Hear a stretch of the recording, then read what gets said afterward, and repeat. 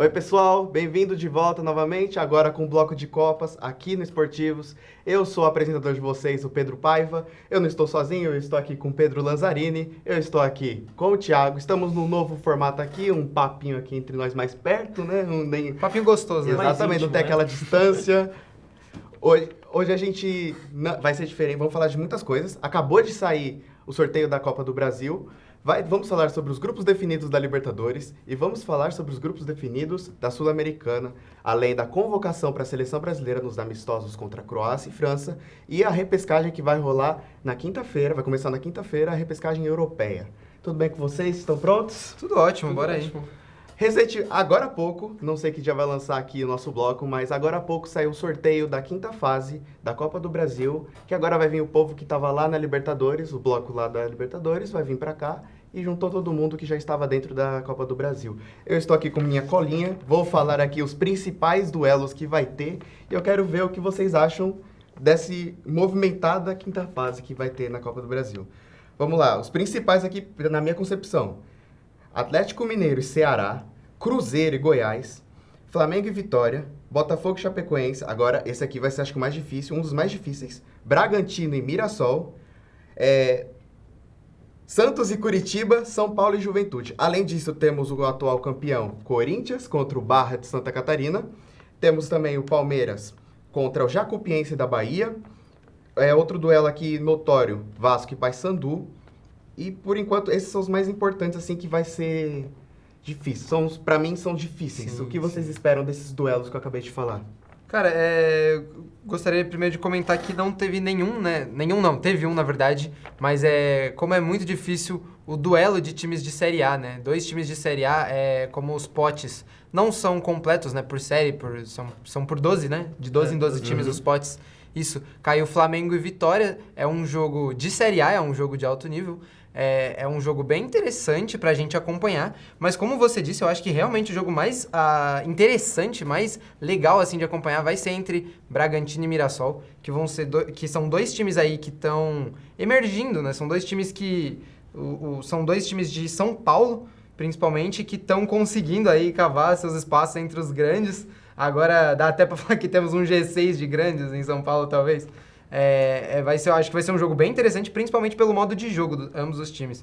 O Mirassol não tá muito bem, né, nesse começo de temporada, caiu bastante da temporada passada, mas eu acho que, mesmo assim, vai ser um jogo bem interessante entre Bragantino e Mirassol. Eu gostei do Santos e Curitiba, porque o Curitiba, o que tá fazendo esse Brasileirão aqui, tá no top 5, tá em quinto lugar. Tá muito bem. Tá em quinto lugar. É um time bem montadinho, tem bom zagueiro, o Jaci é bom zagueiro, JP Sherman, que inclusive tá emprestado do Santos.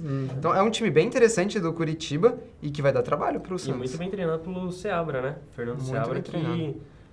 acumula trabalhos muito bons. Se não me engano, ele treinou o Cruzeiro na Série B. Treinou o Cruzeiro e já treinou o Na Era Bragantino Ronaldo, também. né? Mas esse técnico aí, ele começa bem, mas depois, nossa, acaba tudo. É difícil não ter um técnico assim no difícil. Brasil, né? Atualmente no Brasil, os técnicos brasileiros são aqueles que lancham uma hora e deslancham outra hora. Exatamente. É um começo muito avassalador, assim, né? Você vê que realmente tem aquela mudança de ar, né? O time realmente engata. novos ares também. Exatamente, engata uma sequência boa ali de partidas. Mesmo não tendo vitórias, engata uma sequência, pelo menos jogando bem, né? Que é o que o torcedor quer ver. Óbvio que quer ver vitória, mas quer ver o time jogando bem também. Bom, vai ser diferente.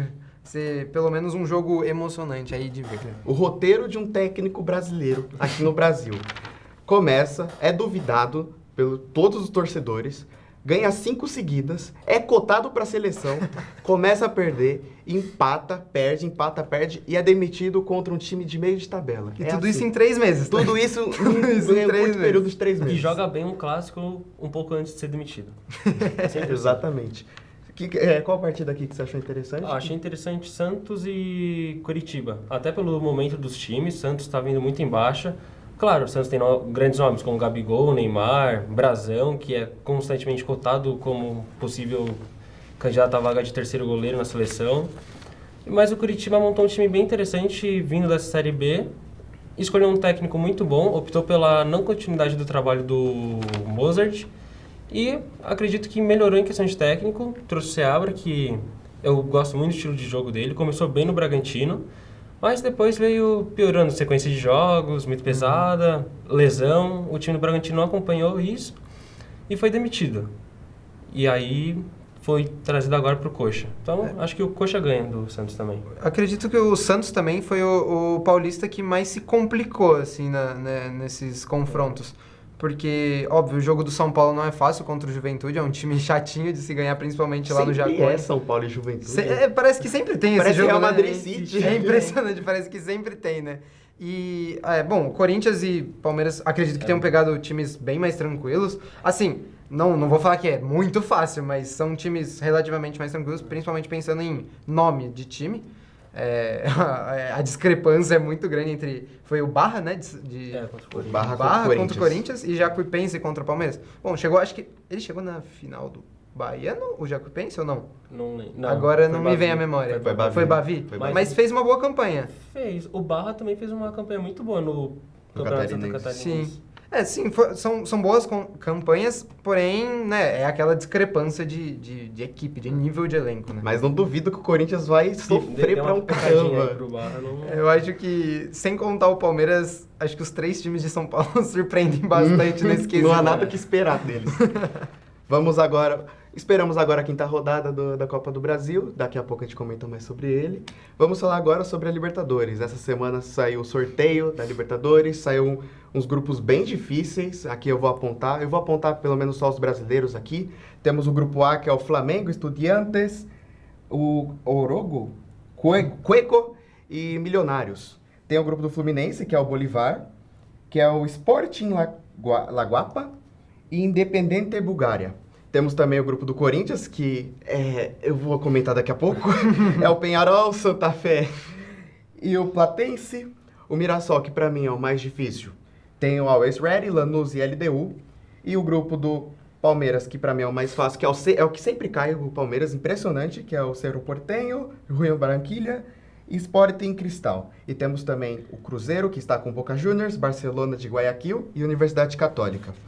O que vocês acharam desse sorteio, os brasileiros nessa Libertadores? Cara, foi assim, do mesmo jeito que você falou, eu acho que realmente o São Paulo e Juventude lá da Libertadores é Palmeiras e Cerro Porteño, parece que todos os anos eles caem no mesmo grupo, eles sempre caem juntos.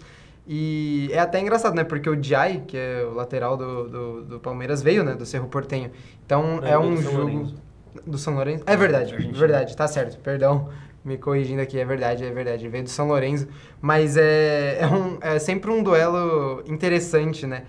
Os times já se conhecem bem, de tanto jogarem juntos, e eu acho que realmente o que você falou, o Mirassol realmente tá mais... Tá encardido. O grupo dele tá complicado, aí eu acho que é o que acabou se complicando mais. É isso que eu vou dar o gancho aqui, sobre o Mirassol, que...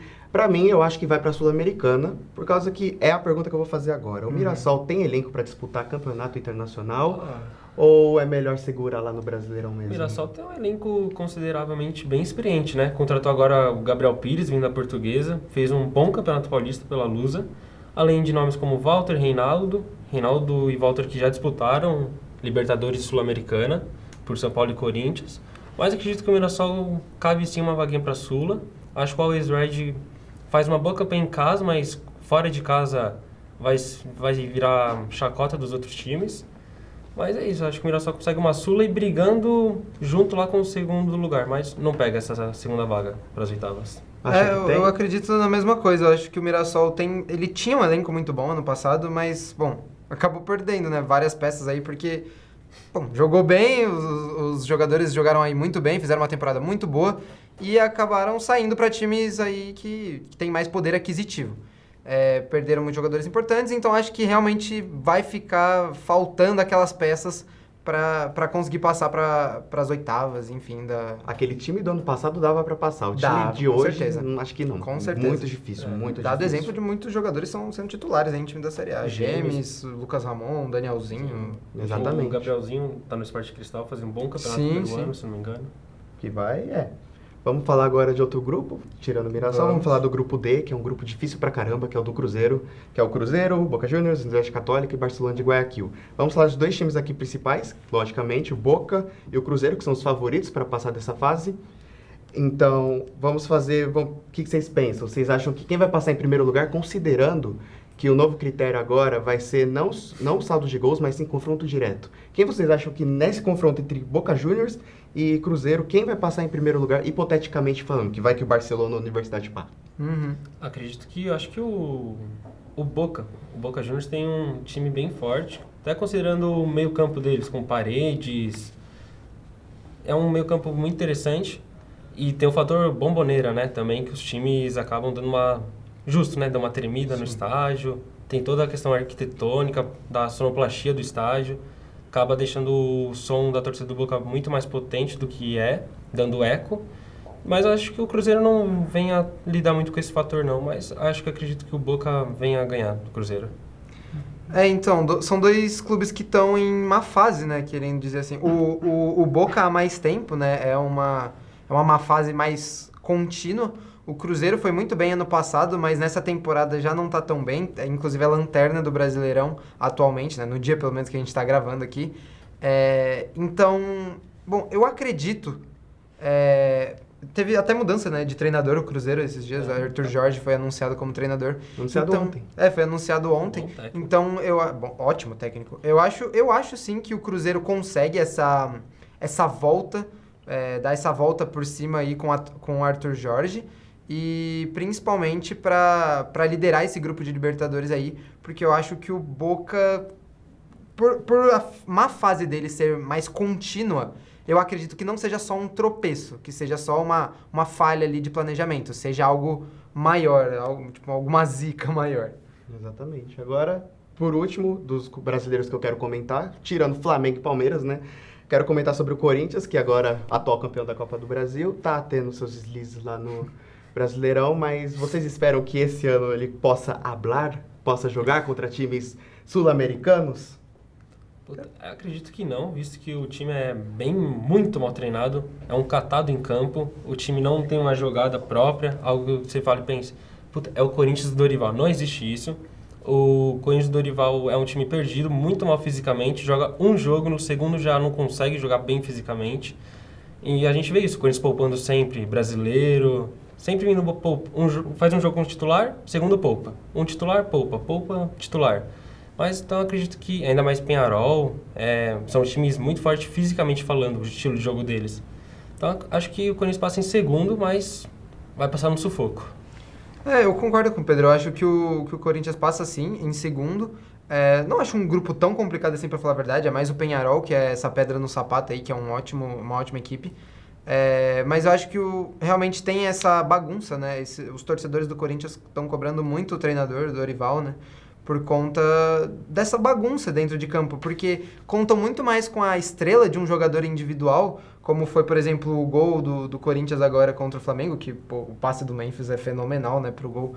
E eu acho que falta esse jogo em equipe, talvez. Tipo, ganhou a Copa do Brasil, mas não convenceu ainda como equipe consolidada, parece, sabe? Eles estão carregando esse fardo, né, de sou campeão da Copa do Brasil. Matheus Bidu falou, torcedores, calma, a gente ganhou a Copa do Brasil. Foram cobrados depois. Tem que cobrar, não existe, ganhei um título, posso ser rebaixado no ano seguinte. Então, passado é passado, gente. Exatamente, ganhou um título, tem que ganhar os méritos por isso, óbvio, tem que ganhar os méritos. Mas você tem que jogar, você não pode deixar de jogar porque, desculpa de ter ganho um título. Mas enfim, eu acho que tem que trabalhar melhor o elenco para as jogadas saírem melhor em si. Não contar só com um lampejo individual de um jogador, como o Bidon, Memphis ou até Yuri Alberto. E isso que mantém o Dorival no cargo pra mim. São esses lampejos, porque taticamente o time é horroroso. Sim, exatamente. Então, a torcida cobra e tá certo em cobrar. Tá certo. Agora, uma dinâmica rápida aqui, pra gente ter tempo. Vamos fazer aquele esquema de aposta que a gente sempre faz. A gente vai pegar um time que a gente não descredibiliza, que não vai dar em nada, mas eu quero saber, tirando o Flamengo e Palmeiras, que com certeza esses daí vão chegar longe, quais dos brasileiros vão chegar mais longe nesse campeonato? Na Libertadores. Na Libertadores.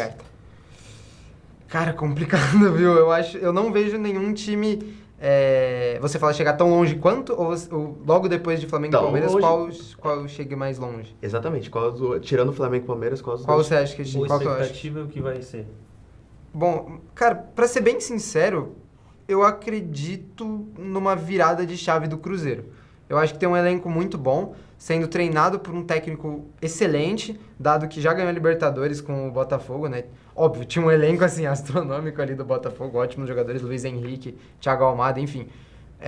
Mas eu acho que o elenco do Cruzeiro não tá muito abaixo disso. Tem Caio Jorge, tem Matheus Pereira, tem os pontas, que eu nunca lembro o nome, mas o Arroio e tem outro lá que eu não lembro o nome, mas que é bom jogador também, é liso.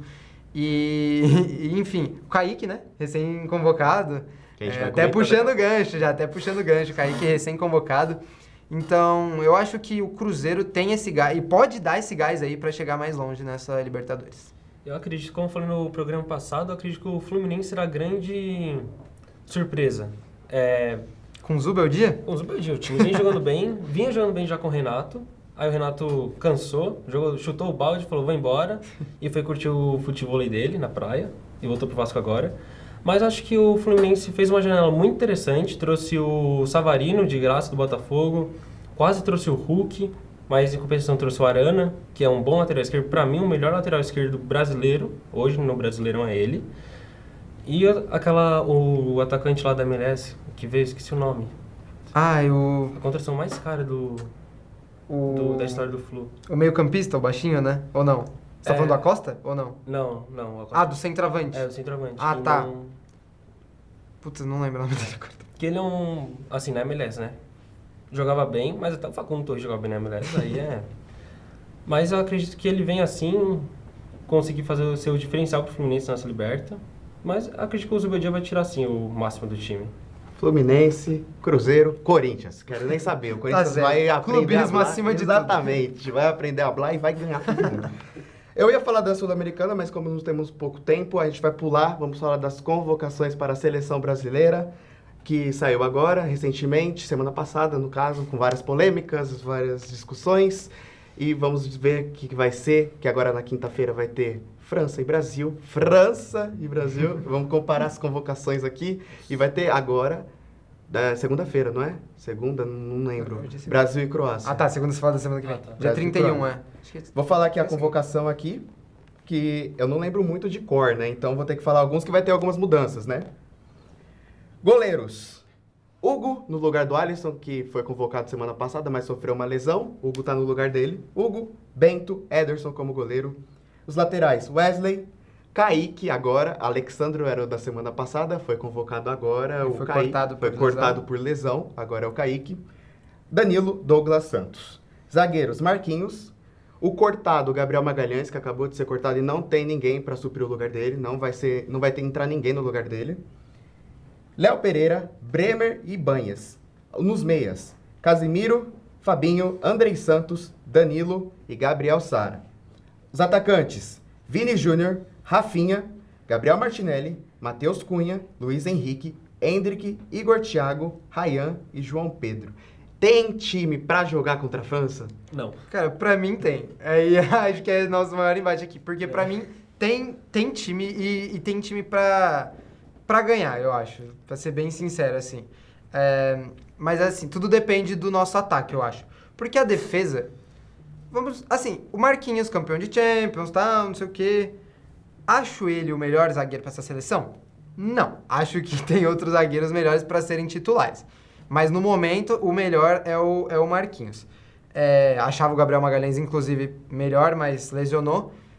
E acredito que a nossa zaga titular atualmente seja Marquinhos e talvez o Ibanez. Não sei. Eu nem sei onde joga o Ibanez. O Ibanez joga no alguma coisa. No mesmo time que o Firmino joga. Começa que joga lá no Emirados Árabes. Lá na... Al-Sadd, né? É Al-Sadd? Começa que joga no Oriente Médio. Joga lá, mas...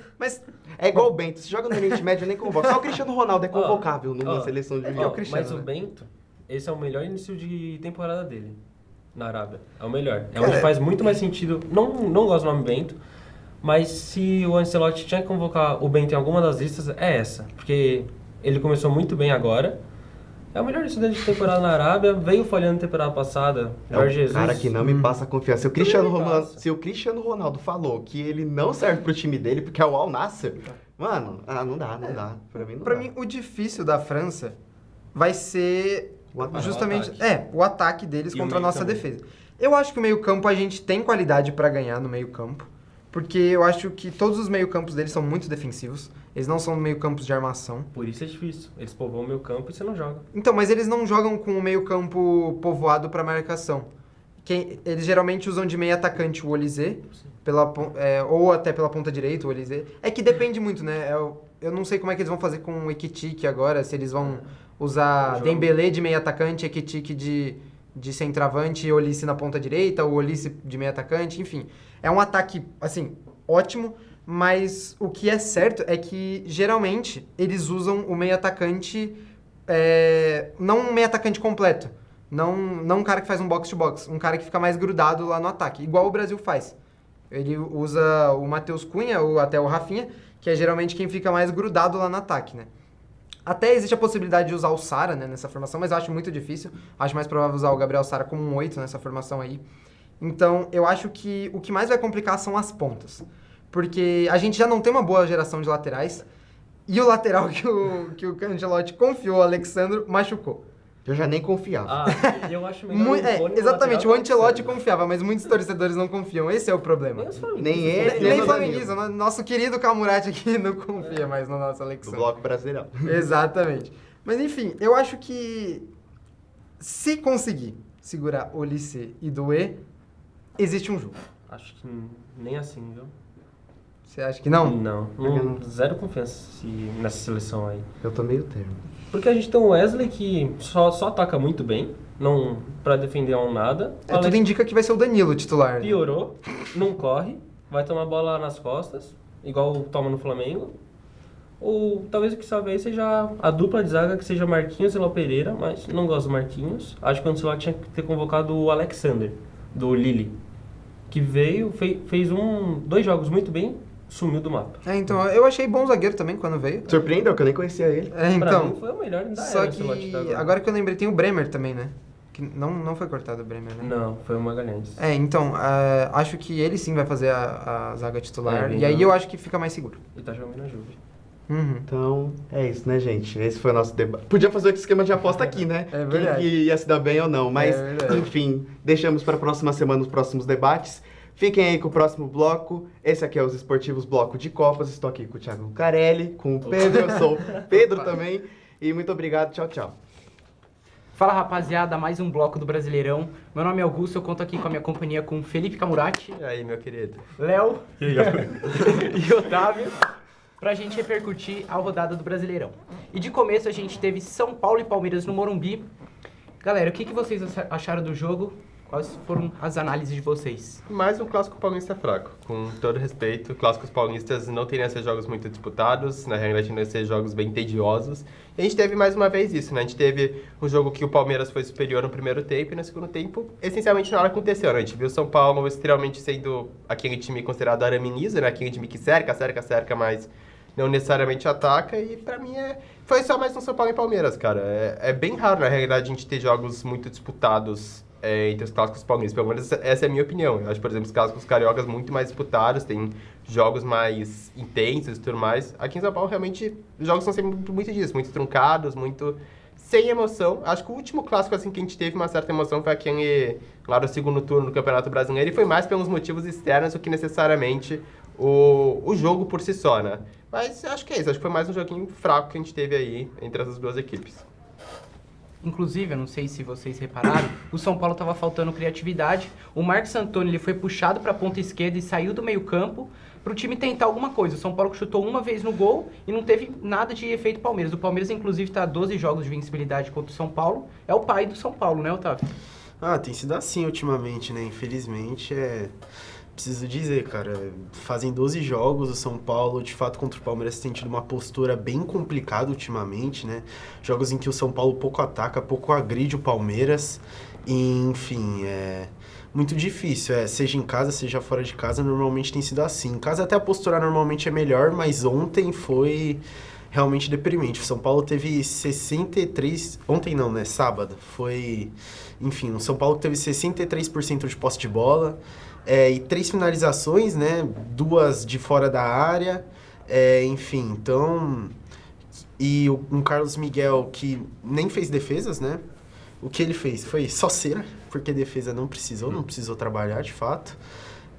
Então, de fato, uma atuação muito fraca do São Paulo, como já tinha sido contra o Atlético Mineiro, né? Na hora que o Atlético Mineiro, de fato, baixa o bloco, fica mais fechado, o São Paulo também tem muita dificuldade de criar, muita dificuldade de penetrar dentro dessa defesa do Atlético.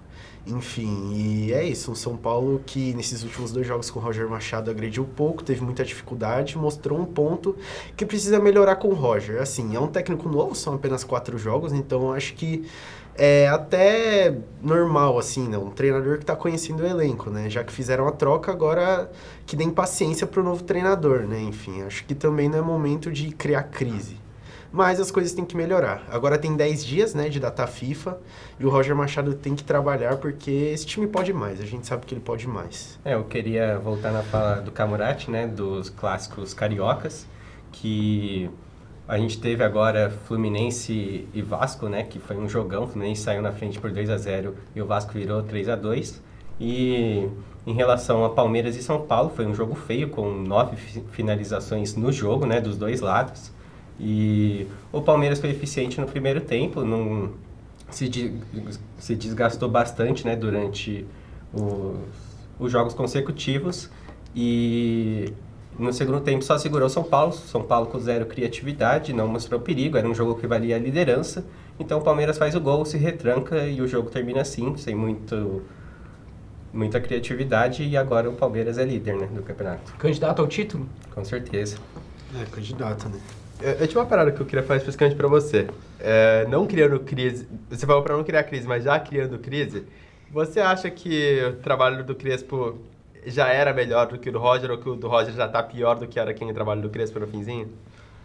Cara, eu acho que, assim, é complicado, né? O trabalho do Roger tem apenas 4 jogos, né? Então, cara, um time não ter soluções dentro de um trabalho de 4 jogos, quando a equipe adversária se fecha bem, é até, assim, uma coisa que acontece, cara. Não tem como a gente também ficar cobrando do cara, mesmo que o time viesse bem com o Crespo, a gente ficar cobrando do cara ali que o time tenha várias soluções e várias dinâmicas, enfim.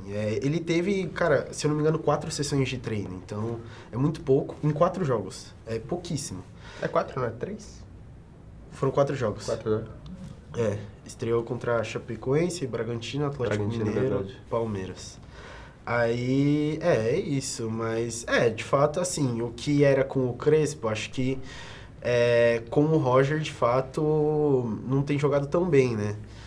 Mas, enfim, é isso, é um novo treinador, colocando novas ideias, adaptando o time às ideias dele, então eu acho que agora o principal é ter paciência, cara, e ver o que vai dar, porque agora ele tá ali e a gente tem que apoiar, né? É o jeito. Passando agora para o próximo jogo, Santos 0, Cruzeiro também 0. Segundo empate do Brasileirão, tivemos polêmica nesse jogo. Eu queria a opinião de vocês. Cadê o impedimento semiautomático no Brasil? Polêmica do impedimento e a CBF prometeu e até agora nada, rapaziada. Na realidade chegou em alguns estádios, mas são poucos estádios. Eu tenho que falar, não sei exatamente como é que é no Mineirão, se já chegou a tecnologia, mas em alguns estádios, por exemplo, no Maracanã tem, na Neoquímica Arena já tem, na Arena da Baixada chegou recentemente, então tá chegando aos poucos. Acho que na Arena Condá, eu acho que chegou. Eu posso ter enganado quanto é isso aqui. Mas, enfim, em alguns estádios já chegou essa tecnologia, mas acho que só vão realmente pôr em prática quando tiver em todos os estádios. Mas até isso chegar, aí eu não sei quanto tempo que vai demorar. Possivelmente, talvez só no segundo turno que a gente possa ver essa tecnologia começando a ser usada. Mas ela já tá chegando, pelo menos, nos estádios. Mas até aí vai demorar e vamos ter muitas polêmicas ainda. Que o próprio Cuca, ele entra em campo e ele tenta tirar os jogadores ali em volta do árbitro no final do jogo, falando que a culpa não é dele, foi do VAR que traçou a linha errada, e o Neymar e o Gabigol até comentaram nas redes sociais também que eles acharam um absurdo esse impedimento, e a opinião de vocês também, rapaziada? É um lance muito difícil, né, do Rolaser, a gente não consegue ver direito, precisa do semiautomático aqui no Campeonato Brasileiro, e é isso, foi algo que o presidente já havia confirmado que ia ter no campeonato e até agora não está tendo, na verdade, que o campeonato começou mais cedo, né? Então, mas enfim, eu acho que as mudanças do presidente são boas, então acho que dá para esperar, mas enquanto a gente espera, tem esses lances polêmicos que acabam perdendo pontos para o Santos nesse caso. Isso, é mais um lance inconclusivo de vários que tem acontecido, de fato, a tecnologia para avaliar se teve impedimento em uma jogada ou não aqui no Brasil, ela ainda tá bem fraca, cara. Precisa do semiautomático, de verdade. Tem sido vários lances assim, né? Que você olha para a imagem e você não consegue concluir 100%, ter 100% de certeza se de fato aquele lance estava impedido ou não. O próprio gol do Santos, eu fiquei com essa impressão que estava inconclusivo, que era muito difícil, de fato, da gente saber se o jogador estava impedido ou não. Então, isso é complicado, cara. E é mais um lance assim que vai gerar polêmica atrás de polêmica, e que só faz mal ao futebol brasileiro, então precisamos logo do semiautomático, logo, assim. Primeira coisa que o presidente tem que estar mais focado ali é, de fato, em trazer o semiautomático, quer dizer, uma das coisas, né, uma das várias coisas, entre os vários problemas que a gente tem aqui no futebol brasileiro. E eu queria saber a opinião de todos vocês sobre o Cuca no Santos, porque quando ele tinha 13 anos, ele participou lá de um caso de... Ele já passou pelo Corinthians, teve muita polêmica, agora ele volta para o Santos, a torcida faz muita pressão, a mídia também. Qual a opinião de vocês sobre o Cuca no Santos e todo o aspecto extracampo? Bom, primeiramente, você falou errado, né? Você falou ali, consciente, mas 13 anos. Não era ele que tinha 13 anos. Não, né? era a vítima Não era que tinha os ele. 13 anos, mas... Olha, pra mim, eu devo ser honesto, talvez no mercado brasileiro, o Cuca talvez tenha sido a melhor opção que o Santos tinha, porque o Fernando Diniz é um cara que é uma incógnita absurda, você nunca sabe se ele vai dar certo, e o Tite só vende trabalhos lamentáveis, e custa muito. Então, acho que assim, se você analisa o nome, talvez o Cuca era o melhor nome, mas agora você tem que analisar a pessoa e tudo que envolve o nome Cuca. O Santos, que já é um time que está vivendo uma crise absurda, e botar mais fogo ainda na situação, você colocando um cara que é criminoso, né? Uma atitude totalmente criminosa que ele fez, e que merecia, inclusive, ter a pena adequada, né? Ele não teve isso, porque a gente sabe como é que funciona as burocracias aqui no Brasil, mas também demorou muito desde que ocorreu o processo. Mas... Foi na Suíça também, né? Foi na Suíça também. Mas a questão não era um... Assim, acho que analisando os nomes do mercado, talvez o Cuca podia ser a melhor opção pro momento, até porque ele não teve... A última passagem de Endengue no Santos foi muito boa, que foi de 2020. Em 2018, ele pega o Santos brigando para não cair ali com o Jair Ventura e faz o time jogar bem. O Santos consegue se recuperar bem naquele campeonato. Mas, quando você analisa realmente o nome Cuca e o que representa o nome Cuca hoje, de fato, é uma contratação errada e que não deveria se acontecer, porque agora vai ser mais fogo ainda para o Santos cuidar. É isso. É um cara que, enfim, tem ali uma condenação de né, em cima dele. É muito complicado. Qual a mensagem que os dirigentes do Santos querem passar para a sociedade quando fazem uma contratação dessa? E não só os dirigentes do Santos, como os dirigentes das outras equipes que também trouxeram ele, principalmente recentemente, que foi quando o caso... Atlético Mineiro, 3 vezes recentemente. Recentemente, que quando foi que o caso explodiu, né, de fato, assim, que as pessoas ficaram sabendo mais sobre, enfim...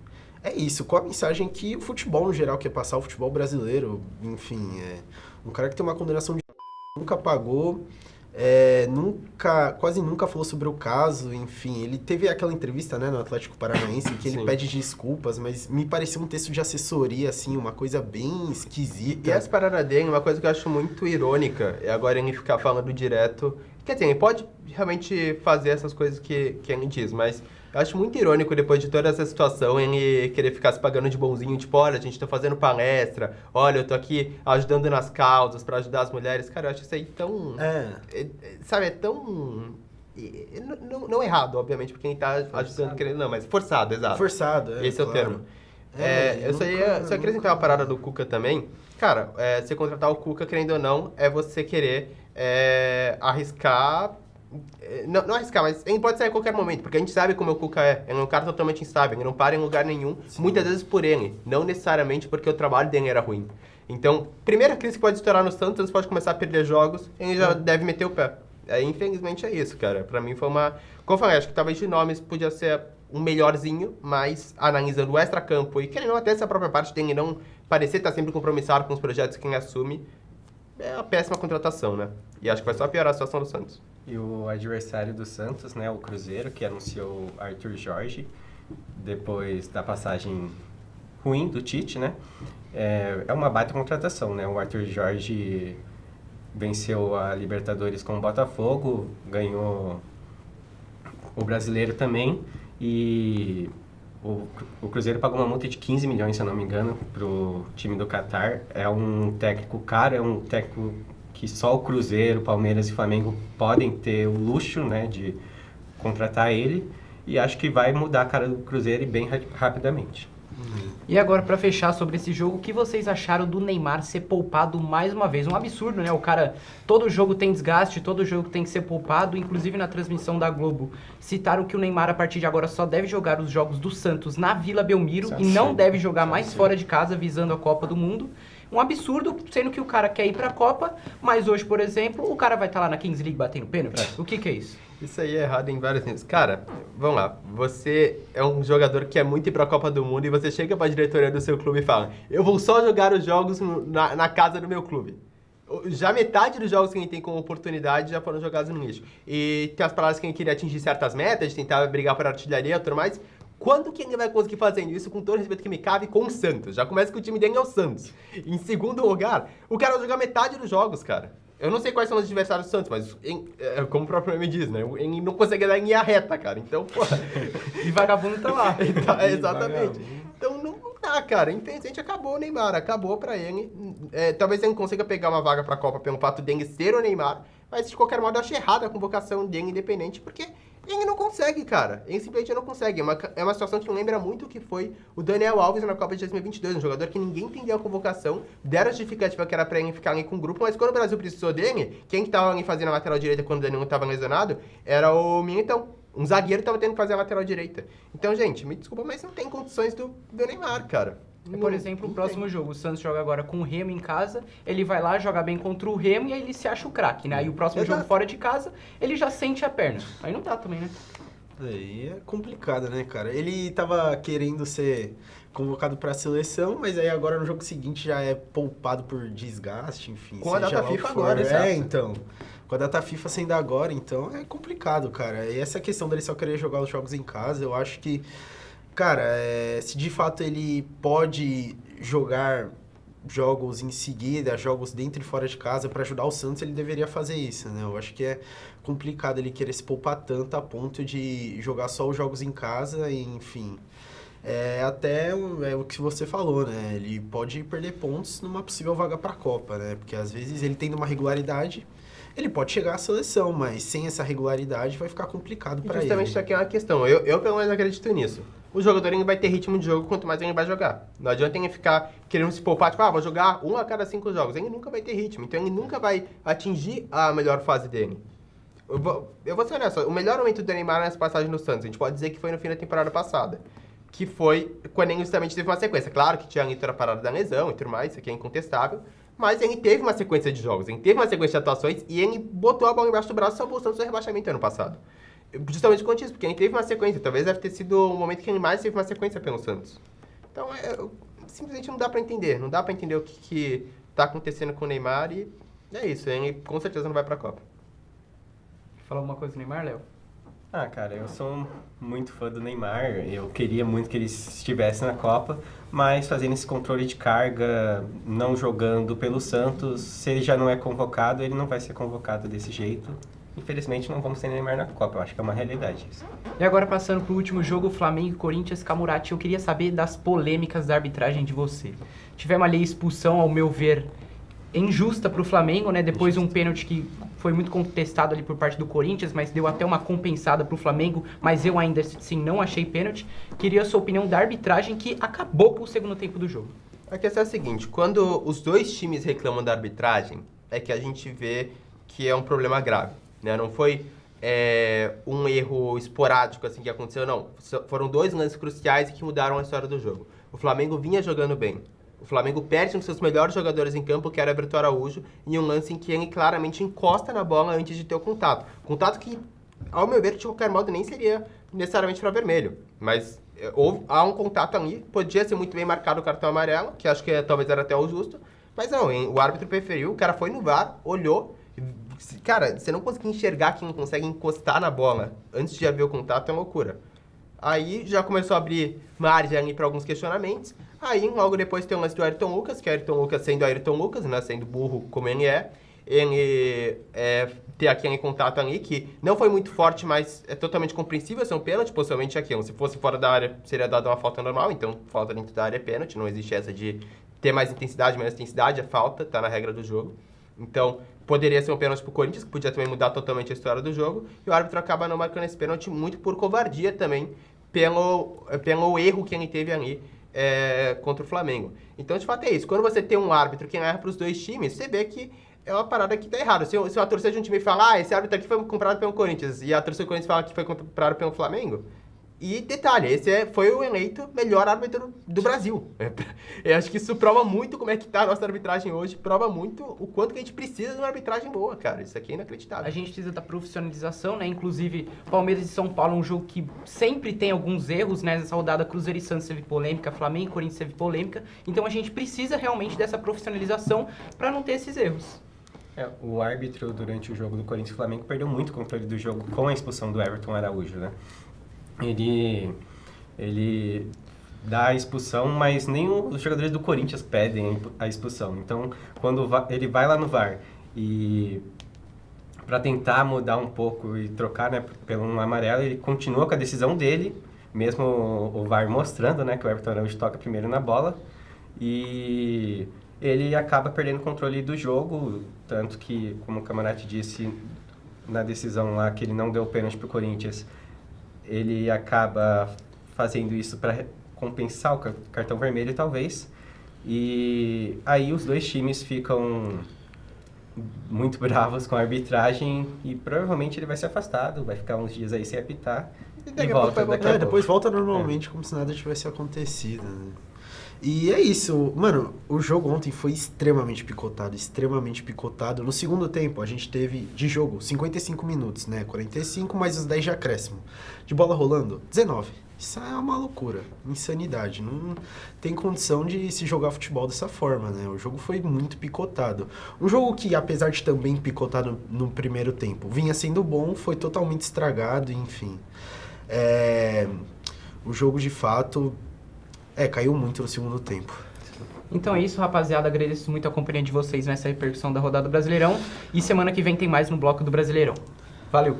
Mais um programa dos esportivos começando. Eu sou o Guilherme Limeiro, seu apresentador. E vamos falar bastante sobre o GP da China e o próximo GP que vai ser do GP do Japão. E vamos falar bastante sobre Fórmula 1. Estou aqui ao lado de Henrique Saito e Isabela Tonello.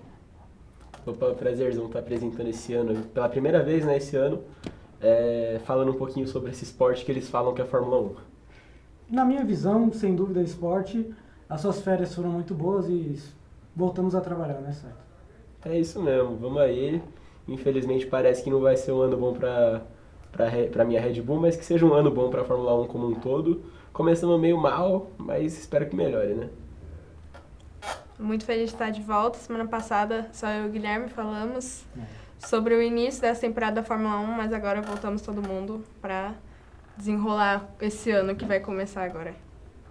Certo. Isabela, tivemos a primeira vitória do Kimi Antonelli na Fórmula 1 e um desempenho com uma corrida sprint, onde as duas Mercedes elas tiveram um domínio absurdo e o George Russell completou o segundo lugar desse pódio e o Lewis Hamilton em terceiro.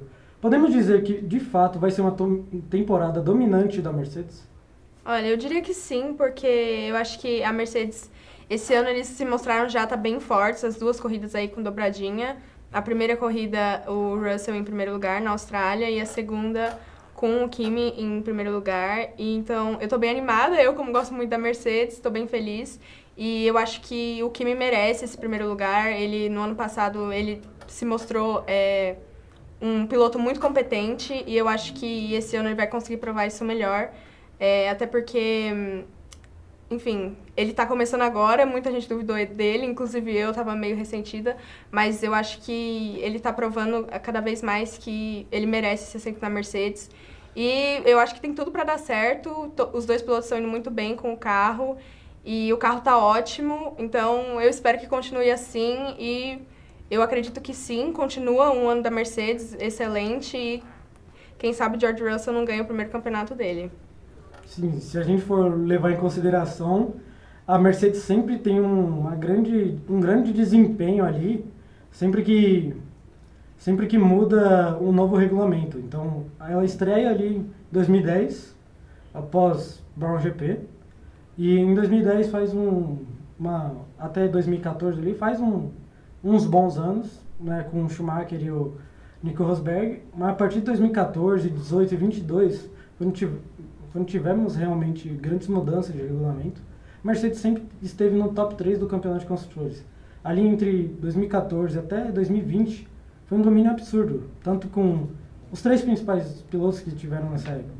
O Lewis Hamilton, que papou títulos nessa fase, o Nico Rosberg, que conquistou um título, foi 2 vezes vice, em 14 e em 15, e também o Bottas, que não pegou nenhum título, mas ele conseguiu tranquilamente vitórias de pódios e resultados de grande expressão. Para você, vai ser uma era mais dominante, não só essa temporada, ou não, assim? Vai ser um domínio daqui para frente da Mercedes, ou as outras equipes vão chegar também nesse nível do carro? Eu acho que a gente vai ter sim o domínio da Mercedes, ainda mais porque, enfim, como você falou, com essa mudança do regulamento, eles estão se dando muito bem. E pelo que a gente tem visto, os carros deles são os melhores atualmente. Então, eu acho que, assim, tem tudo para eles terem um domínio aí de talvez 5 anos, até quando mude o regulamento de uma forma super drástica, igual agora. Então, eu acho que tem tudo para continuar. A Mercedes é muito boa com essa coisa de mudança de regulamento. Eu acho que eles conseguem se manter bem nas normas que são estabelecidas. E até todos os títulos que você comentou de antes, eu acho que, enfim, eles conseguem sim se manter. E os 2 pilotos que estão agora, se acontecer essa renovação de contrato, que eu acho muito provável, tem tudo para dar certo, porque o carro tá bom, os pilotos estão ótimos e a equipe como um todo tá muito boa. Certo. Outra coisa que a gente viu nesse grande prêmio da China foi o primeiro pódio do Lewis Hamilton na Ferrari. Saito, para você, será uma nova fase do Hamilton na Ferrari após um ano ruim? Olha, até que enfim, né? Demorou bastante para vir esse pódio, mas eu acho que sim, já mostra que é um novo piloto, depois da temporada bem aquém do esperado do ano passado, é óbvio, teve uma grande melhora do carro, mas eu acredito que a gente pode esperar muito mais do Hamilton esse ano. Deu muito trabalho para o Leclerc, que, enfim, sempre andou bem como primeiro piloto na Ferrari, e eles protagonizaram uma batalha muito boa. E o Hamilton aí saindo com a P3, eu acho que agora com mais confiança tem tudo para fazer um ano ainda melhor e conseguir mais pódios. Quem sabe uma vitória esse ano? Uma vitória pode ser bem possível, acho difícil pelo desempenho das Mercedes. Mas para você, eles têm o sonho de conquistar o tão almejado e tão sonhado Octa. Para você, uma hora esse Octa vai chegar? Eu acho que não. Acho que a gente falar em Octa é muito tópico, ainda mais pelo que você falou. Se a gente já acha o tópico uma possível vitória do Hamilton, quem dirá um título. E não só isso, como eu acho que hoje, apesar do Hamilton ter vencido essa batalha interna no último GP, apesar disso a gente tem um Leclerc que é muito mais constante. Então se a Ferrari tiver que priorizar alguém numa disputa de título, seja esse ano ou em outro ano qualquer, eu acho que o Leclerc, pela maior regularidade, deva ser o priorizado. Então eu acho que o falar em Octa é muito utópico. A gente pode falar em uma volta a vencer corridas, isso sim, mas eu não vejo ele mais com aquela constância para voltar a bater campeão. E a gente pode falar, né? Ele saiu na hora errada da Mercedes. Saiu na hora errada da Mercedes porque ele saiu, fez um ano na Ferrari, no seguinte a Mercedes já começou, né? Não terminamos essa temporada, um desempenho absurdo. E a Mercedes tem um motor absurdo também. Outra coisa que um motor que a gente fala bastante é o motor nesse novo regulamento. Nesse novo regulamento, a gente teve um sério problema da parte elétrica, né? Antes os carros eram 90% combustão e 10% elétrico. Hoje já mudou para 50% elétrico e 50% a combustão. Para você, isso afeta as equipes, levando em decorrência que as McLaren estiveram levando em consideração que as McLaren nem largaram nesse final de semana? É óbvio que afeta, né? O tempo de adaptação tende a ser muito maior, é uma mudança muito drástica, então acredito que afeta sim e muito. E vamos ver quanto tempo as equipes vão levar, né, todas, porque o que me chama a atenção é que o gap entre as equipes está muito grande, muito maior se você comparar em outras trocas de regulamento, por exemplo, como foi o caso em 22, em 2018, 2014, e nessas trocas de regulamento a distância não ficou tão discrepante entre uma equipe e outra. Você pega agora o pelotão de cima, a distância até da Ferrari e da Mercedes para as outras é um negócio colossal. Então acredito que vai levar sim um tempo e vamos ver, né? Espero que não seja muito, mas sim, vai ser um período difícil para adaptar a esse novo carro majoritariamente elétrico. Nesse novo carro majoritariamente elétrico, a gente teve 7 abandonos nesse GP da China. Para você, ter um número grande de abandonos será algo comum? Como eu falei, vai depender do tempo de adaptação, né? Eu acho que não vai ser comum, não vai ser isso que a gente está vendo no início, não quer dizer que vai ser a regra a ser seguida. Eu acho que a gente vai ter um tempo, sim, de muitas quebras, de muitas equipes não completando as corridas, mas eu acredito que, mais ou menos após o GP de Miami, as coisas vão começar a se acertar, cada equipe vai começar a cuidar direitinho dos seus problemas, e para conseguir, né, se adaptar a essa nova Fórmula 1, a própria Aston Martin é um exemplo disso, ela exigiu da Honda que seus problemas fossem resolvidos até o GP de Miami, então eu acredito que mais ou menos após isso as equipes vão começar a se acertar e encurtar o gap uma para outra. Certo, outra coisa que impressionou é o desempenho da Cadillac, que você falou do gap das equipes, a Cadillac tá tendo um desempenho horrível, vamos dizer assim. Mas para mim era algo de se esperar, dentro que ela é uma nova equipe na Fórmula 1. Por mais que tenha 2 pilotos muito experientes e bons, era algo de se esperar o desempenho dela. Eu queria que vocês dois falassem um pouco o que vocês esperam para a Cadillac nessa temporada. Sinceramente, no começo do ano, eu estava um pouco, talvez, esperançosa, principalmente pelo que você falou, são 2 pilotos muito bons, eles são bem experientes, o Sérgio Pérez e o Valtteri Bottas, mas eu acho que, por ser o primeiro ano da Cadillac, é normal eles terem essas dificuldades, então, assim, o desempenho tá péssimo, tá, mas é o primeiro ano, então eu entendo esses problemas técnicos, porque por mais que sejam pilotos bons e experientes, é a primeira vez deles andando num carro da Cadillac, é a primeira vez de qualquer pessoa, né? Então, é a primeira vez dos engenheiros, enfim, a equipe, ela ainda tá se formando, então eu acho que esses erros são normais, mas, assim, eu espero que tudo se acerte pra Cadillac, porque, enfim, tava com uma premissa muito boa e acho que todo mundo meio que já esperava que o primeiro ano deles fosse ser bem ruim. Porque é assim que acontece, enfim, quase 100% das vezes, mas eu acho que eles têm um potencial muito bom. Eu acompanho o raciocínio dela, eu acho que vai ser... isso é esperado, querendo ou não, eu acho que ela não... O grande objetivo da Cadillac é não ser a última, não ser o saco de pancada da temporada.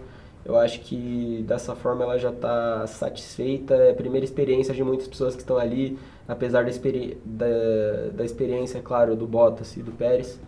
Mas é aquilo, leva tempo para você pegar o jeito da coisa, querendo ou não, o investimento ainda não dá para se comparar com uma equipe que já está estabilizada, então acredito que sim, esse ano vai ser um ano difícil, mas não tinha como esperar algo diferente, né? Moleza não ia ter para Cadillac de forma alguma, equipe nova, mas eu acredito que para uma equipe nova, apesar de, óbvio, não estar rendendo quase nada, tá fazendo menos feio do que equipes já estabelecidas, como a Aston Martin não é uma equipe clássica, é verdade, mas a Aston Martin, que já foi equipe de brigar por pódio em 2023, é o grande vexame da temporada. Então, assim, a Cadillac, como uma principiante, eu acredito que não vai fazer tão feio esse ano. Certo. Falando um pouco do próximo GP agora, o GP do Japão, vamos falar nos nossos palpites para esse grande prêmio, que vai rolar nesse final de semana.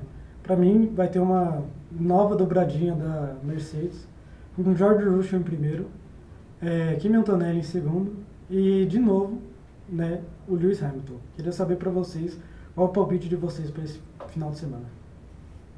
Eu acredito que tenhamos também uma dobradinha da Mercedes de novo. E que assim seja. Para mim tá ótimo, continua assim. Eu fico meio em dúvida em quem vai ficar em primeiro, mas eu acho que os dois merecem. E, enfim, talvez George Russell se dê melhor no Japão.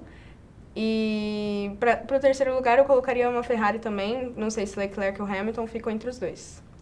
Eu acho que em algum momento da temporada, essa Ferrari que larga muito bem vai sustentar a vitória. Em algum momento ela vai começar a fazer frente à Mercedes. Não acho que seja nessa etapa ainda. A gente ainda tem uma Mercedes muito à frente.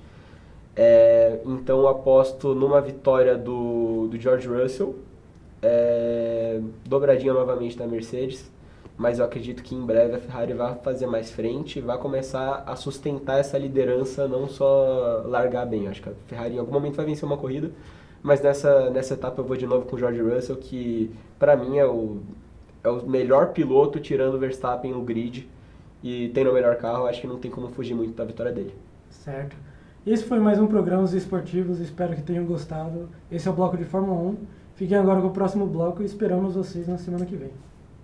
Começando mais um programa dos esportivos e hoje um programa meio diferente. Como vocês estão vendo, eu tenho uma tier list do meu lado e assim como meus colegas. E aí, vocês estão bem, rapaziada? Opa, muito ótimo por voltar aqui, finalmente. Voltei depois de um tempo. Perfeito, no momento certo, pra fazer a tier list do jeito que eu gosto. Subiu o investimento dos esportivos, agora a gente tem isso aqui, ó, que beleza.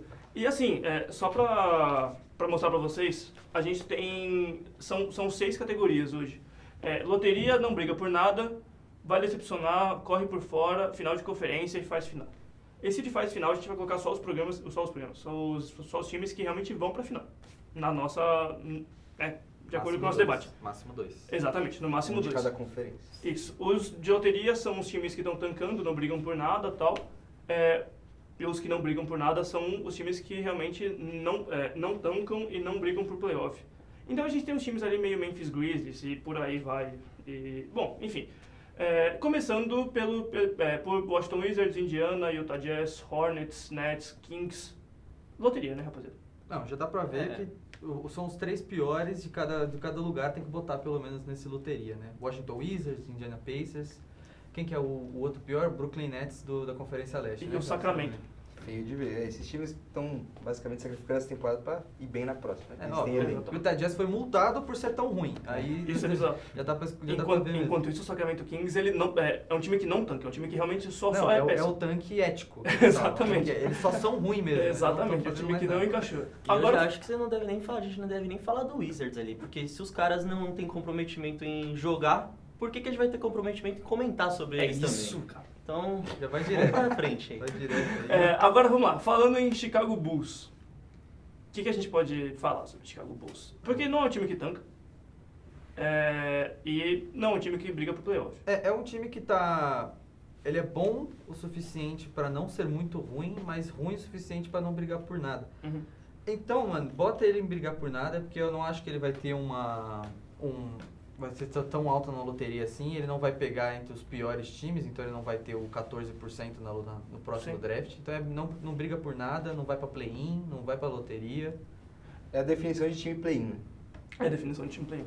E é um time que tem aproximadamente 14 guards na Lincoln. Isso é inacreditável. Charlotte Hornets, vamos lá. Com o provável novato do ano, com o Knippel, com o Brandon Miller, Lamelo Ball saudável, por incrível que pareça. Cara, é um time que tá garantida no play-in, quase.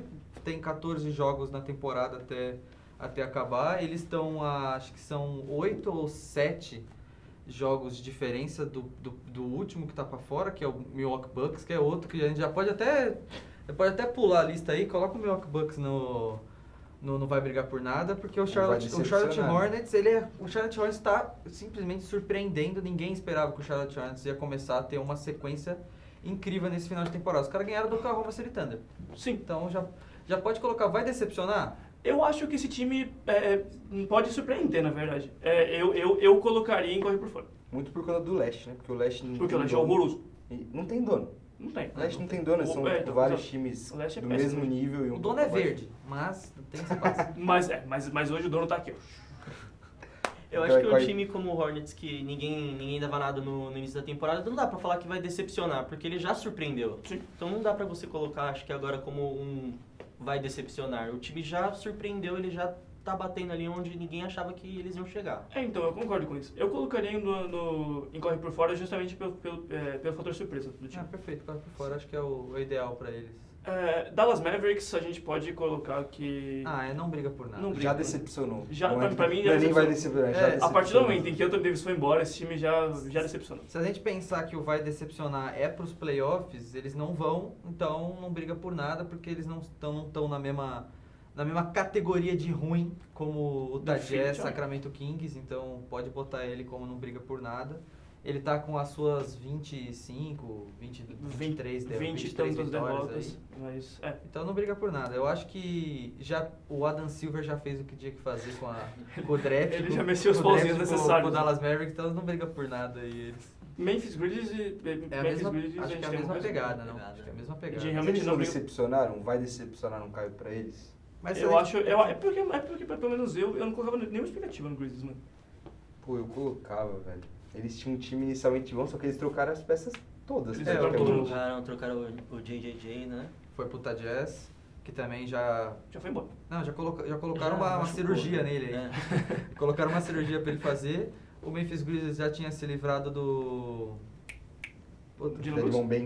Desmond Bane pro Orlando Magic. O Dylan Brooks tinha ido embora já. O Dylan Brooks já tinha ido embora já fazia 1 ano e meio já. E agora o Jamoran também não consegue ter uma sequência como ele já tinha 2 anos atrás. E aí hoje o franchise player é o novato, o Cedric Coward, que é bom jogador, mas assim, não é um franchise player. Não é. Então, como a gente tá fazendo uma tier list de playoff, e o Memphis Grizzlies, acho que ele tá na mesma categoria que o Dallas Mavericks, né? Não briga por nada. O nosso Portland, do nosso Thiago Splitter, que, cara, é muito foda falar isso. É a surpresa da temporada, justamente por causa do povo brasileiro, mas também porque quando o Thiago Splitter assumiu o Portland Trail Blazers, foi uma mudança gigantesca dentro do time. Não, e com uma identidade defensiva, ele fazendo alguns jogadores que não rendiam render. E assim, cara, o que ele fez com esse Portland, o que Danny Avdija já tá jogando na mão dele é uma insanidade. O cara foi a star. Eu ia comentar sobre isso. O Avdija, ele sempre foi um bom jogador, mas ele foi aquele jogador que era mediano bom, assim. E ele tá mostrando com o Thiago que o cara é o franchise player deles. Sim. Eu boto ele como o franchise player para as próximas temporadas também. Sim, acho que eles não precisam pensar mais... Apesar do Lillard, né? Apesar de quem? Do Lillard. Do Lillard. Tá lá se recuperando aí, né? E o próprio Klingan. Sim, né? tem o Donovan Klingan, tem o jogador Holiday, tem o Shadon Sharp, que é um cara que tá crescendo muito. É um bom muito. time, não pra essa temporada. Tem o Scoot que tá até hoje, né? Robertão. É verdade, tem o Robertão. Esse time no papel é interessante, cara. Sim. Miami Heat a gente pode... Mas eles são em que categoria? Mas ele não briga por nada. Não briga por nada, infelizmente. Eu queria muito colocar em corre por fora, mas assim, não tem como. Falta mais um que é loteria. Quem que tá faltando aí? O Pelicans. É o Pelicans. É o Pelicans, exato. Mas uma hora a gente chega nisso. Já pode botar eles são ruins mesmo. Não vale nossas palavras. Justo. São ruins com força. Miami Heat a gente tem pra falar alguma coisa, além do fato do Bandebaio ter feito 83 pontos esses dias? Faz o quê? 2 semanas que o Bandebaio mete 83 pontos, do nada explode pra segunda maior pontuação da história. E no jogo seguinte ele faz 20. Do nada, no jogo seguinte, 20 pontos, cai aí pra Voltamos ao normal. E o Miami Heat, como tá acontecendo nos últimos anos, agora que eles não tem o cara que vai carregar nos playoffs, que é o Jimmy Butler, eles vão decepcionar de novo. É impressionante, cara. Mas vocês não acham que por ter o Spoelstra eles não conseguem correr por fora? Cara, eu acho que não. Eu acho que é porque assim, com o Jimmy Butler, por exemplo, que é um cara que chama responsabilidade ou algo do tipo, eu acho que tá bom. Agora quem vai chamar responsabilidade? Vai ser o Tyler Hero, o Bandebaio? Vai que... Mas acho que, por exemplo... 40 pontos de média. O Hornets é tão pior, ou é tão melhor que o Heat pra você colocar num tier acima? Cara, o Hornets já mostrou realmente que eles podem brigar mais do que o Heat. Mas o Heat tem mais experiência em playoffs, isso faz muita diferença. Exatamente. O Hornets está nos primeiros playoffs dele. Mas eu acho que esse time do Hornets ele é mais entrosado e mais talentoso do que o Heat. Mas agora no play-in, que é um jogo só... Então, eu acho que pode fazer diferença. Justo. Todos os jogadores do Hornets, se um estourar numa noite iluminada, um Brandon Miller faz 30 pontos, o Lamelo faz um double-double de assistência. Eles têm a potência de... Mata 8 para 3 do nada. O Conk Nipples é o segundo ou primeiro na lista de novato do ano. Eu acho que eles têm mais... Material humano. Eles têm mais material humano para ganhar do Heat, que tá... O Heat tá envelhecendo, tanto a ideia do Spoelstra quanto o... Sim. A mentalidade do time. A mentalidade do time, que é a mentalidade Heat, tá acabando. Sim. Então eu acho que ele vai decepcionar como tá Você acha decepcionando. que o Heat ele pensa mais ou menos, vamos chegar lá e vamos ver no que dá. O Hornets não, o Hornets vai chegar e, mano, quero ganhar. Porque eles já Quero estão lá, passar né? do play-in. Eles já estão assim, mano, se a gente já chegou aqui, a gente já não tá tancando, a gente não tá fazendo nada, então a gente tá aqui pra ganhar, a gente tá aqui pra, mesmo que a gente tá aqui pra se divertir, a gente vai, vamos chegar até o máximo que a gente consegue, velho. Eu acho. sem pressão. Estão sem pressão nenhuma, porque o pior time, na teoria, seriam eles, então eu acho que o Miami contra eles vai decepcionar, na minha ideia é que eles vão decepcionar. E eu vou te falar, eu coloco o Bucks junto, como vai decepcionar, porque assim, o Giannis ficou no off-season, e ele machucou de novo agora. Então, assim, cara, é um time que, assim, é Giannis Antetokounmpo e mais 4, e sejam lá quem seja esses 4, não ajudam, tá ligado? A gente realmente, hoje, nesse time do Bucks, a gente não tem nada. Assim, é um time que depende única e exclusivamente do Giannis. Tem o Ryan Rollins, que vira e mexe, explode para 20 pontos. E, assim, é um cara que realmente que evoluiu essa temporada, briga pra MIP, mas... Bom, pra mim, decepciona completamente. Não dá pra falar que um time com o Giannis Antetokounmpo, que é indiscutivelmente um dos 5 melhores jogadores da liga, caso tenha um entorno bom. É um saudável, ele é top 5. Não dá pra falar que um time como esse não brigar por título é uma coisa que não vai decepcionar. Então... Não, com certeza. Mas é muito difícil botar ele em vai decepcionar, porque a gente tá pensando que eles vão ir pro play-in, né? Mas matematicamente é muito difícil. Eles têm 14, 15 jogos, eles estão 8 de diferença do próprio Charlotte. Então é difícil falar que eles vão decepcionar se eles não vão nem chegar, né? Então, eu acho que o que eu decepciona ou não briga por nada pra mim. Eu acho que eu fico nesse meio termo também. Eu acho que até tem o... os últimos jogos quem anda puxando a responsabilidade é o Kevin Porter Que frase nojenta. Que frase nojenta, até porque 2026. Um jogador desse nem devia estar jogando. Com certeza. Mas não entraremos no mérito. E falando agora de... Então a gente fecha e não briga por nada? Não briga por... Ou cria outra aí, coloca Milwaukee Bucks. Mas tem outro junto que pode... Também tem outro forte. E pra mim é justamente o próximo. A gente tem o Golden State, que assim, hoje o franchise player do Golden State é Gui Santos, o trabalhador, né? Gui Santos, o trabalhador. Isso é algo que assim, a gente pode entrar nesse consenso, porque assim, com o Curry machucado, com o Paul James que puxando a responsabilidade e só fazendo cagada em quadro, a gente, assim, tem o Gui que tá jogando muito, o Steve Kerr finalmente entendeu que o Gui em quadra é a única esperança de vitória que o Golden State tem. E desculpa, o Gui Santos hoje é o melhor jogador da NBA e ninguém tira isso da minha cabeça. Mas é difícil ele botar na cabeça do Steve Kerr que realmente ele tem que botar um cara como o Gui Santos pra jogar. Já nos últimos 2 jogos já não jogou de titular de novo. Não, é isso que assim, o Steve Kerr, ele fez André Iguodala ser Finals MVP. É loucura também. Então, exatamente. Considerando o Steve Kerr, cara, é uma insanidade. O que ele fez com o Kuminga nessa temporada? Mas aí, o Steve Kerr, ele não... Na minha concepção, né? O Steve Kerr, ele é muito ruim em criar jogador. Ele é muito ruim em lapidar a gente. O Iguodala entregar esse prêmio pra ele. Defendeu o LeBron. O cara teve 32 pontos de média. Como que defendeu o cara? Mas, enfim... O Kuminga foi jogado fora do Atlanta porque o Steve Kerr não sabe trabalhar com peça humana jovem. Não consegue. E o Gui Santos, cara, ele tá trabalhando do jeito que o Draymond Green falou esses tempos atrás, acho que pra própria Prime Video, falou, eu entrei na liga sendo um cara que tinha que saber defender. O Gui Santos falou, como que eu vou conseguir entrar na liga? Sendo raçudo e brigando por rebote ofensivo. O cara virou um dos melhores assim, velho. Sim. Então, dito isso... Não briga por nada. Vai decepcionar porque... Mas nesse Oeste... vai decepcionar porque ele tá no play-in, né? É muito difícil verdade, sair... ele tá no play-in. É verdade. É muito difícil ele sair dessa zona do play-in, então... É verdade. Então, acho que vai decepcionar é justo. Eu vou colocar que eu acho que o time do... Não, pode colocar, ele não vai decepcionar, também concordo. Mas é que é um time muito velho. Não sei se vocês têm essa impressão que até quem é novo parece velho. É um time datado. O Gui Santos. A mentalidade... Ele tem 23 anos. É um time que não tem meio termo. Ou é jogador muito novo ou jogador muito velho. Então, mas eu tenho a impressão que até os novos são velhos, mano. O Gui Santos me passa a impressão de ser um jogador velho só por ele estar no Golden State. Não sei se vocês têm essa... o Porzingis joga como jogador velho, né? Exato. Então, também. O Porzingis é outro novo. Não porque ele parece um veterano, sim, porque ele parece que tá com alguma artrite, alguma coisa, tá com dor. Realmente o Porzingis hoje ele joga exatamente como o Kevin Garnett jogava na época do Celtics. Entendi. Não entendi, tá Não. jogando Garnett? Mano? Não, tipo assim, o estilo de jogo que eu tô falando, de puxar a bola na meia distância, de arremessar por cima dos outros. Porzingis. Sim, Mas Porzingis. ele não tem a mesma habilidade. Não, mas aí também comparar o Porzingis com o Garnett é uma das maiores injustiças dele. E eu sinto que esse Warriors tem uma coisa que o Lakers acontecia com o Lakers na temporada passada, que é tipo, tem talento, mas joga com peso, sabe? Exato. Porque eles claramente não têm força pra ganhar jogos, não tem força, mas eles não caíram à realidade que não vão brigar por nada. É. Aí parece que é nesse vai não vai e acaba piorando E a no situação. fim só decepciona o torcedor. decepciona. Orlando Magic, senhores. Algo a falar, é um time que teve uma sequência boa de vitórias, Paulo Banchero voltou a jogar, até então era a decepção da temporada esse cara. E assim, agora voltou a jogar bem, tá colocando números, Franz Wagner voltou a jogar bem finalmente, Desmond Bane finalmente engrenou, começou a matar as bolas de 3 dele.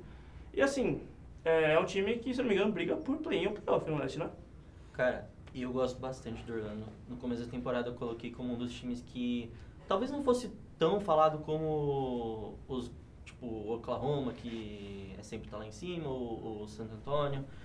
Mas eu gosto muito do time deles. Eu acho que o que não me deixa colocar como final de conferência assim é porque eles não jogaram 5 juntos direito essa temporada. Sim. É o Franz Wagner que machuca, aí é o Banchero que machuca, aí É o Jalen Suggs, assim. Aí o Desmond Bane que vem, e aí é um time que eu não sei se ele tem um entrosamento pra ir tão longe. Sim. Mas dos 5, eu gosto muito do time, e até de quem vem de fora. Eu acho que tem muito talento no banco. Para adicionar coisa também, eu coloco o Orlando Magic também como um dos tops lá em cima. Uma coisa que acho que decaiu um pouquinho de nível deles foi eles terem trocado o KCP, quem teve o Scadell Pope no começo da temporada. Ele é um cara que é 3&D, pode não ter uma das melhores defesas, mas na temporada anterior teve uma das maiores porcentagens de bolas de 3. É um cara que, mano, dentro da NBA, o Lakers trocou agora pelo Luke Kennard só por causa da bola de 3, não porque ele defendia. Então, aí o Luke Kennard que salvou o Luke LeBron. Exato, e o KCP Exato. já tem 2 títulos, né? O KCP ganhou pelo Lakers fazendo a mesma coisa, E ganhou depois pelo foi Nuggets. pelo Nuggets fazer a mesma coisa. Sim. E o Orlando não conseguiu segurar esse cara que tá no Washington Wizards agora, né? Eu acho que sim. Olha pra onde que um cara que ajuda um time vencedor aí. E mandou ele pelo próprio Desmond Bane. Por isso que eu acredito que o Orlando Magic, na minha visão, vai decepcionar pelo preço que eles pagaram. Eu concordo. Eles correm por fora, mas eles vão decepcionar pelo que eles pagaram. Porque não Sim. era pra eles estarem nessa situação nessa temporada. Sim. Eu não colocaria ele vai decepcionar, porque eu acho que o Orlando Magic ajeitadinho, saudável, eles conseguem botar qualquer um da Conferência Leste pra até 7 jogos. Mas você imagina eles redondinhos e saudáveis no playoffs? Esse vai ser Aí É que nem o Sixers, que a gente vai falar já já. Nossa, não. Vamos pular esse Então. time. Cada semana é meio difícil. Eu acho que eu vou com vocês e vai decepcionar, mas eu gosto do time do Orlando Magic, que é ajeitadinho quando tem. Paulo Banchero tá indo meio por fora, mas ele é difícil, cara. Eu acho que um time difícil pra jogar 7 jogos, um time sólido defensivamente, consegue pegar rebote fácil, mas, Sim. mano, é complicado ir contra. Não, acho que realmente vai decepcionar justo pro Magic. Eu queria só citar rapidinho um jogador que eu gosto muito, o Anthony Black. Que cravou em cima de 4 nessa temporada, isso é bizarro. Que ele joga muito e ele é mais um nesse time que tem um monte de estrela que é boa já. Falando em joga muito, a gente tem o Toronto Raptors do Scottie Barnes, que pra mim é um dos top melhores jogadores dessa liga. O cara defende, o cara faz tudo em quadra, esse moleque é uma insanidade. Quando ele ganhou o calor do ano, todo mundo ficou meio numa dúvida, pô, mas quem é esse cara, tal? Justamente por jogar em Toronto, que é um mercado pequeno, e nessa temporada o cara mostra assim, que ele é realmente inacreditável. Sendo um dos melhores defensores da liga, provavelmente ele bate o top 3 pra Depoy. E pra vocês, rapaziada, assim, pra mim, né, já deixando meu voto, esse time do Toronto, ele, por mais que eu quisesse colocar em corre por fora, por exemplo, porque é um time que, com o Brandon Ingram, com o próprio Scottie Barnes, tem o armador, que se não me engano é o Emmanuel Quickley, que assim, são caras que colocam números. O RJ. Tem o RJ, que é um bom jogador, mas assim, é um time montado, é um time bem bom. Mas assim, eu acho que decepciona. Eu acho que nesse leste, apesar da instabilidade do leste, é um time que, diferente do Magic, é um time que pra mim não coloca 7 jogos em ninguém. E eu olho os nomes que você vai falando, o único jogador que eu consigo imaginar crescendo em playoffs é o Scottie Barnes. Sim. Que conta muito esse playoffs, jogador de playoffs. Sim. Os que sabe defender, sabe atacar, manter a regularidade. Eu não vejo o RJ, o Quickley, o Ingram muito menos, mantendo essa regularidade, então por isso que eu acredito que eles vão decepcionar, porque com a campanha boa deles, a regra está um pouco mais alta e com tudo isso eles vão decepcionar? Cara, é que eu, assim... Por exemplo, eu gosto muito mais do time do Raptors do que do time do Hornets. Então, eu não sei se eu consigo colocar no vai decepcionar o Raptors. É que, assim, ele não tem profundidade de elenco. É um time que... Quem? O Hornets também tem profundidade. Então, mas aí a gente colocou ele corre por fora. Mas... Aí talvez os dois teriam que ser no mesmo Não, patamar, tá justo. É que pra mim, por talento em si, o time do Hornets seria infinitamente melhor do que Mas o talvez a gente tenha jogado o Hornets com muito coração. Eu também acho. Porque é um time simpático, né? É um time simpático. Pra torcer. É porque também é muito contraditório a gente botar um time vai decepcionar se a gente não tem nada com eles, né? Então a gente botou ele pra cima porque não tem um lugar pra pôr ele. Exato. Mas assim, eu não consigo botar o Toronto Raptors, ou tem que estar na mesma prateleira que o Orlando Magic, ou tem que botar os dois pra cima do corre por fora. Eu ia falar isso, do Orlando Magic também. Exato. Devia estar junto ali. Eu acho, ou o Orlando, mesmo o Toronto estando em quinto na Conferência Leste e o Orlando tá, acho que em sétimo, oitavo, algo do tipo, ou quase saindo da zona de playoff, eu acho que os dois se equiparam muito perto um do outro, então ou desce o Hornets e sobe os dois, ou bota os dois no corre por trás. Aí eu acho que Desceria o Hornets e colocaria os dois na mesma categoria. Eu colocaria o Raptors em corre por fora, então. Eu subiria. E o Magic em uma categoria abaixo? Eu acho que o Magic tá abaixo dos dois. Sendo bem honesto. Pra mim Menos? Pra mim, em relação ao encaixe, o time do Magic tá abaixo de Raptors e Hornets. Então vai ficar assim? Pra mim, fica. Eu desceria o Hornets sobre o Orlando, velho. Porque, ó, o próximo, Atlanta Hawks. O próximo eu já boto e vai decepcionar, é a mesma coisa. Você colocaria o quê? Eu colocaria os três no corre por fora. Mas não dá 3. Vocês querem só porque semifinal de conferência, tá ligado? Seria meio isso. Tá. Meu Deus. Nossa, é verdade. Desce os dois. Mas eles não vão decepcionar. Oi? Eles não vão decepcionar. Então, deixa o Hornets cai no first round, ele vai decepcionar alguém? Não. Então eu acho que eu deixaria assim mesmo. Mas o Magic cai no first round, vai decepcionar alguém? Não, pra mim não decepciona ninguém. O Raptors pelo investimento deles? Mas não, pra mim também não. Eu acho que pelo tamanho do investimento do Orlando Magic, de quantidade de troca que eles fizeram, tanto pelo Desmond Bane quanto pelo resto do time, e o que eles têm, Paulo Banqueiro fazendo, temporada passada, fazendo quase 26 pontos por jogo. E nessa ele aí Franz Wagner saindo de campeão do mundo pela Alemanha. É um time que, se cai no primeiro round, decepciona.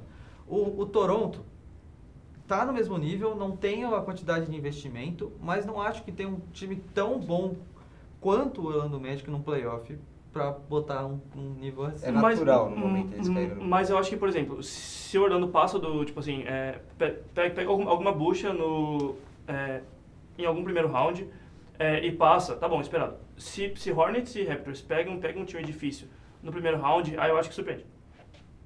Certo. Tá ligado? Pra mim é essa a lógica. Então vai ficar assim? Por mim deixaria assim. Perfeito. Porque o próximo time, o Atlanta Hawks, cara, é um time que, assim, literalmente em todos os últimos jogos, assim, então é um time 50-50. É um time mediano. Exato, é um time mediano, porque, e aí pra mim entra na mesma coisa. Se esse Hornets perde na primeira rodada, não decepciona ninguém. Mas, por exemplo, se pega um Sixers, se pega um Pistons e surpreende, aí realmente todo mundo vai olhar e fala assim, nossa, esse Hornets, como assim? Pra mim é essa a lógica que eu usaria. Eu colocaria mais em corre por fora do que vai decepcionar. Eu não consigo deixar o Hornets na frente do Orlando Magic. Justo, pra mim é. Então, eu acho que é a mesma categoria, vai decepcionar. Não pelo fato de que eles vão fazer, a gente esperava alguma coisa, mas pelo fato que eles ou estão no mesmo nível, ou estão abaixo, porque é o time mediano da liga. Dá pra se dizer pra mim, na verdade, eu acho que dá pra colocar esse Hawks e até não briga por nada, mano. Porque assim, apesar que tá ali em zona de playoff e tal, é um time que assim, você não vê ganhando ninguém tem expectativa e ninguém acha que vai dar em nada. Exato. Pra mim entra nisso. Mas eu acho que eles estão no mesmo caminho que o Heat. Justo. Eu concordo. Eu acho que eles estão no mesmo nível. Talvez num X1 entre os dois. Sim. O Atlanta possa até ganhar. Sim. Eu acho que até se você puxar pelo começo da temporada, você colocaria ele como, sei lá, pelo menos um play-in ali, então, tipo, brigando até. E hoje em dia você não bota ele em nada, né? O Atlanta Hawks pode colocar ele no mesmo ali, não vai decepcionar. O Atlanta Hawks tá na mesma faixa que o Miami dentro do play-in. Sim. Eles estão justamente empatados com o próximo. E acho que os dois, não querendo falar alguma coisa, mas os dois do Philadelphia e do Atlanta Hawks, os dois estão na mesma prateleira. Sim, eu concordo. Os dois estão participando estão quase indo pro play-in, os dois estão disputando para ou vaga direta ou realmente playoff. Então. Mas Os dois eu... são, vai decepcionar? Vai decepcionar. Os dois vai decepcionar. Cara, assim, falando... Eu falo do... É o 0-1 vai do Sixers em todos os programas. Coloca o Sixers. O Sixers é o time que mais decepciona o torcedor na história. Mentira, não é que mais decepciona, mas assim... cara, o Philadelphia, essa temporada, a quantidade de vezes que eu fiquei iludido foi inacreditável. Porque assim, beleza, começou a temporada e tal, o VJ como jogando muito, na época de Jared McCain, voltou depois da lesão jogando muita bola, talvez Maxey, cestinha da temporada em algum momento. VJ no começo da temporada foi o primeiro na lista de novato do ano. Assustador. Ele chegou na liga assim, colocando números e colocando, assim, fazendo coisas inacreditáveis. Aí Joel Embiid volta. Todo mundo olha e fala, pô, agora sim, esse time saudável é bom. Paul George volta, esse time saudável é bom. E aí, bom, Paul George suspenso, Embiid machucado. É o time dependendo do Maxey, mas dependendo hoje do armador 6-2, tendo o André Drummond como pivô, não existe como. Acho que esse time tá meio amaldiçoado. Não, meio amaldiçoado. É o mesmo roteiro há quantos anos? Eu acho que, assim, desde que desde aquela bola do Kawhi, todos os anos foram iguais. Mas confie no processo. Não, o cara, nossa, um dá mais. Um sempre no departamento médico, porque o joelhinho, coitado. Hoje... O outro entrou no departamento médico, tomou umas agulhadas, Paul George voltou jogando muito e foi embora. Caiu no antidoping. Foi o que eu falei no off-season. Eu trocaria o Joel Embiid e Paul George por Jaren Jackson no mesmo segundo. Pra mim, mas o Grizzlies na época não faria isso. Porque o Grizzlies não precisava de colocar Paul George e Joel Embiid já morando no mesmo time. Mas você tem que olhar pelo lado bom também. Eles estão acertando no draft, pelo menos. Não, pelo menos hoje. Tudo bem que eles trocam. Eles erram na temporada seguinte que eles trocam, né? E eles acertam, mas eles estão acertando. Acertou. Draftou o Embiid, ele ganhou o MVP, mas... Aí, é porque é muito difícil agora colocar o Philadelphia pra cima, porque os caras... Não tem como. Eles tiraram a única profundidade que eles banco, tinham com o McCain e deram de graça. Toma o Oklahoma, toma. Que ontem o McCain fez quase 30 pontos indo do banco. Saudades. Tem a própria filmagem do Shai maluco. Como que esse cara tá no meu time por de graça, assim? É uma insanidade. Vamos aí, rapaz. Vamos agora acelerando um pouquinho mais. A gente tem Clippers e Suns. Briga por fora? Corre por fora? Eu acho que o Clippers também é outro que conseguiu dar uma corrida depois de começar muito mal. Só que agora, depois do Kawhi se machucou de novo, tá voltando aos poucos. Mas é complicado porque ele vai disputar o play-in, se passa, pega um Oklahoma. Acabou.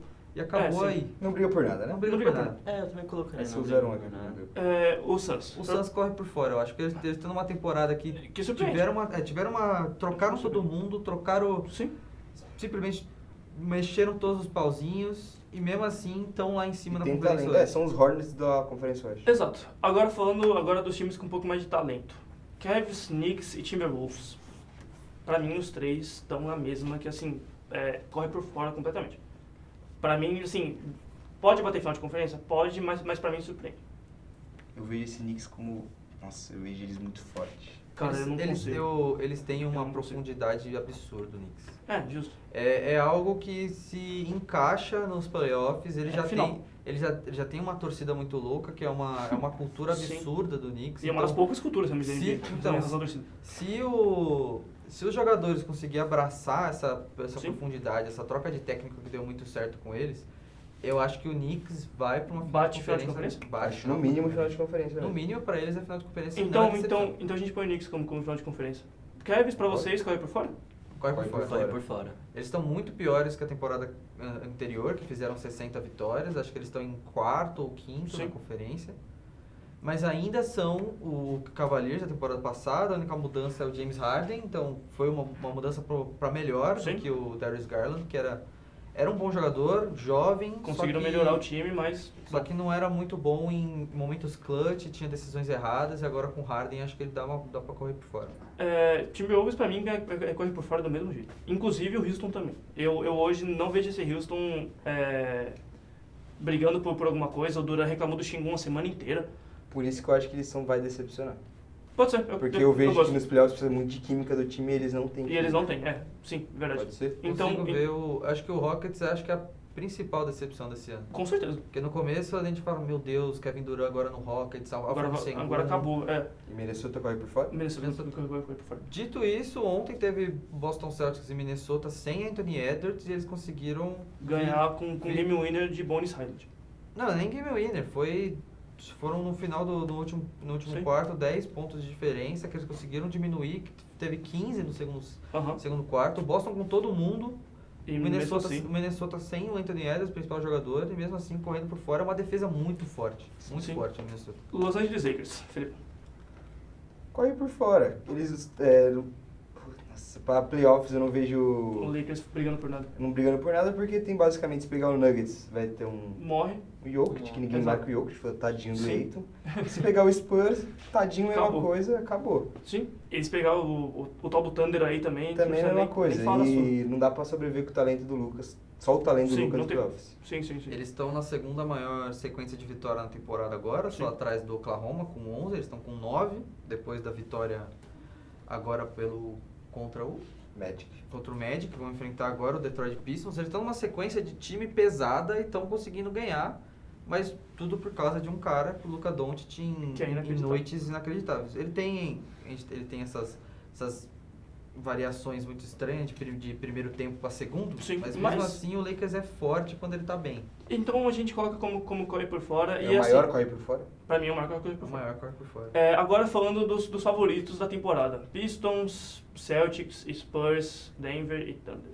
Pra vocês, vamos lá direto ao ponto. Quem faz final de todos esses? Cara, ó, só vou falar sobre o Pistons, é um time ótimo, só que eu acho que falta experiência. Sim. Eles vão chegar e vão... Eu acredito que, por exemplo, se eles trombam algum time que é cascudo... Se continuar desse com- jeito, eles pegam o New York Knicks na segunda fase. Então, aí, tá vendo? Pra Aí mim, eu entre acho Pistons e que Knicks eles- é Pistons todos os dias. Você acha? Acho. Eu acho que hoje o Cade Cunningham ele tem realmente mais armas. Mas você não acha que isso é coisa de temporada regular? Sim, tem verdade, mas... não, sim.